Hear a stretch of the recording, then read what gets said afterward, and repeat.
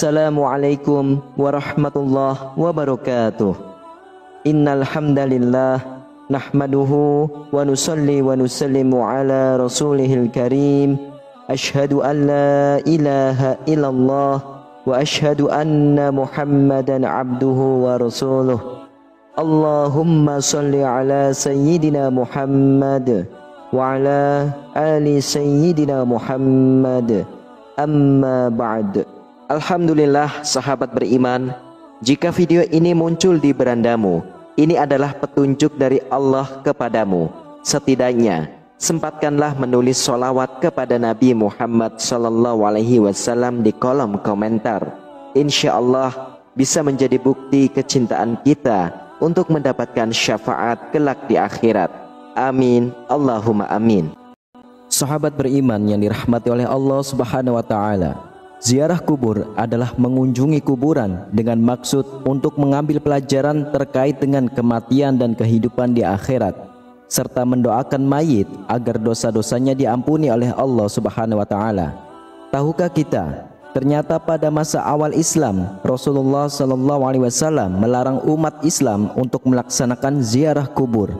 Hal ini dimaksudkan untuk menjaga akidah umat Islam, di mana pada saat itu Rasulullah SAW merasa khawatir jika ziarah kubur diperbolehkan, sebab umat Islam yang masih lemah akidahnya akan percaya dan menjadi penyembah kuburan. Setelah kita umat Islam keluar dan tidak ada kekhawatiran untuk berbuat syirik, maka Rasulullah SAW memperbolehkan para sahabatnya untuk berziarah kubur, karena ziarah kubur itu akan membuat orang yang hidup untuk selalu mengingat pada kematian, memotivasi untuk semangat dalam beribadah, sebagaimana yang diriwayatkan dalam hadis yang mahfumnya, sesungguhnya aku dulu telah melarang kalian berziarah kubur, maka sekarang ziarahlah, karena akan bisa mengingatkan kepada akhirat dan akan menambah kebaikan bagi kalian dengan menziarahinya. Barang siapa ingin berziarah, maka lakukanlah dan jangan kalian mengatakan ucapan-ucapan batil. Hadis riwayat Imam Muslim. Sahabat beriman, di kesempatan kali ini kita akan membahas hal penting dari adab yang perlu diperhatikan saat berziarah kubur, mengucapkan salam kepada penghuni kubur. Silahkan simak penjelasan video ini hingga akhir agar para sahabat bisa memahami dan dapat mencerna apa isi yang terkandung dalam video ini, supaya tidak gagal faham. Dan semoga para sahabat yang sudah menyimak video ini hingga akhir, semoga Allah Subhanahu wa Ta'ala balas dengan kebaikan, dilancarkan rezekinya bertubi-tubi, diberikan kesehatan dan dimudahkan segala urusannya baik di dunia maupun di akhirat. Amin ya rabbal alamin. Adab atau sunnah yang pertama yang harus dilakukan dalam berziarah kubur adalah mengucapkan salam kepada ahli kubur. Ucapan salam ini dilakukan sebagai bentuk penghormatan dan doa yang disampaikan orang yang melakukan ziarah kepada mereka yang telah meninggal. Anjuran mengucapkan salam ini hendaknya dilakukan saat memasuki kawasan kuburan atau hanya sekedar lewat di area perkuburan. Adapun ucapan salam ini sebagaimana termaktub dalam sebuah hadis, Assalamualaikum ahlad diyari minal mu'minin wa inna insyaallahu bikum lahikum. As'alullaha lana walakumul afiyah. Artinya, keselamatan kepada penghuni kubur dari kaum mukminin dan muslimin. Kami insyaallah akan menyusul kalian semua. Aku memohon keselamatan kepada Allah untuk kami dan kalian semua. Hadis riwayat Imam Muslim. Adab yang kedua yaitu tidak menggunakan sandal atau alas kaki. Di kuburan, adab dalam berziarah kubur selanjutnya adalah disunahkan untuk tidak memakai alas kaki saat berjalan di atas kuburan. Hal ini bertujuan untuk menghormati para penghuni kubur yang ada di area pemakaman, sebagaimana yang dijelaskan dalam sebuah hadis yang mahfumnya, wahai orang yang memakai sandal, celakalah engkau, lepaskan sandalmu. Lalu orang itu melihat, dan tatkala dia mengetahui bahwa yang menegurnya adalah Rasulullah SAW, maka dia melepas dan melempar sandalnya. Hadis riwayah Imam Abu Daud. Imam Ahmad berpendapat bahwa larangan Rasulullah SAW terhadap seseorang laki-laki yang memakai sandal di kuburan dalam hadis di atas hanyalah makruh dan tidak sampai pada derajat yang haram. Artinya bahwa masih diperbolehkan menggunakan sandal ketika memasuki kuburan jika memang tidak memungkinkan. Hal ini didasarkan pada sebuah hadis. Sesungguhnya seorang hamba apabila telah meninggal dunia, ketika diletakkan di dalam kuburnya dan telah pergi orang-orang yang mengantarkannya, sungguh hamba tadi mendengar suara sandal-sandal mereka. Hadis riwayah Imam Bukhari dan Imam Muslim. Lalu adab yang ketiga yaitu mendoakan penghuni kubur. Berziarah berarti mengunjungi ahli kubur yang sudah meninggal. Salah satu hal yang diberikan kepada ahli kubur yang sudah meninggal adalah doa kita untuk mereka. Karena sesungguhnya tidak ada yang tidak paling diinginkan oleh ahli kubur selain kiriman doa dan amal kebaikan yang dihadiahkan untuk mereka. Hal ini sebagaimana dijelaskan dalam sebuah hadis. Seorang mayat dalam kuburnya seperti orang yang tenggelam yang sedang meminta pertolongan. Dia menanti-nanti doa ayah, ibu, anak dan kawan. Apabila doa itu sampai kepadanya, maka itu lebih ia sukai daripada dunia berikut segala isinya. Dan sesungguhnya Allah menyampaikan doa penghuni dunia untuk ahli kubur sebesar gunung. Adapun hadiah orang-orang yang hidup kepada orang-orang yang mati ialah memohon istighfar kepada Allah Subhanahu wa taala untuk mereka dan bersedekah atas nama mereka. Hadis riwayah Ad-Dailami. Lalu yang keempat adalah tidak menduduki atau melangkahi kuburan. Adab lain yang perlu diperhatikan dalam melakukan ziarah kubur adalah tidak menduduki atau melangkahi kuburan. Adapun yang diperbolehkan adalah dengan berjalan di samping atau di antara pusara-pusara kubur. Orang-orang yang melakukan larangan di atas diibaratkan seperti mereka yang duduk di atas bara api. Hal ini sebagaimana dijelaskan dalam sebuah hadis.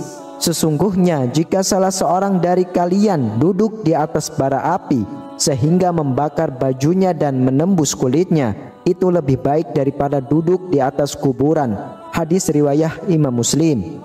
Lalu adab yang kelima adalah menyiramkan air di atas kuburan. Adapun menyirami air di atas kuburan merupakan suatu hal yang juga dianjurkan ketika berziarah kubur.